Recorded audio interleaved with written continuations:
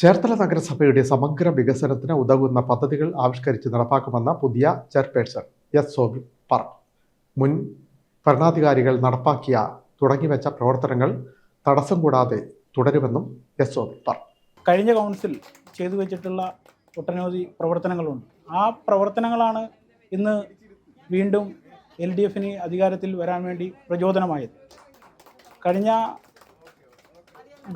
ചേർത്തലയിലെ council നടത്തിയിട്ടുള്ള വികസന പ്രവർത്തനങ്ങൾ, എല്ലാവരിലേക്കും എത്തുന്ന തരത്തിലുള്ള ഒട്ടനവധി പ്രവർത്തനങ്ങൾ, അതുപോലെ തന്നെ ചേർത്തല നഗരത്തിൻ്റെ സൗന്ദര്യവൽക്കരണം, അതേപോലെ തന്നെ പ്രധാനപ്പെട്ടതാണ് മാലിന്യ സംസ്കരണത്തിന് ഉണ്ടാക്കി എടുത്തിട്ടുള്ള പദ്ധതികൾ.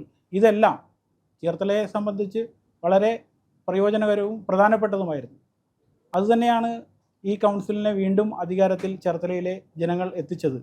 ആ നടപടികൾ തുടർച്ചയുണ്ടാകുക എന്നുള്ളത് പ്രധാനപ്പെട്ട ലക്ഷ്യമാണ്. അതിൻ്റെ പൂർത്തീകരണത്തിലേക്ക് എത്തിച്ചേരുക എന്നുള്ളത് കേരള ഗവൺമെൻറ്റിൻ്റെ സഹായത്തോടു കൂടി ചേർത്തലയെ മാലിന്യ മുക്തമാക്കുക, അതിനുള്ള തുടർ പ്രവർത്തനങ്ങൾ വീണ്ടും ചെയ്തുകൊണ്ടിരിക്കുക, അത് പ്രധാനപ്പെട്ട ഒരു ഘടകമായി വിശ്വസിക്കുകയാണ്.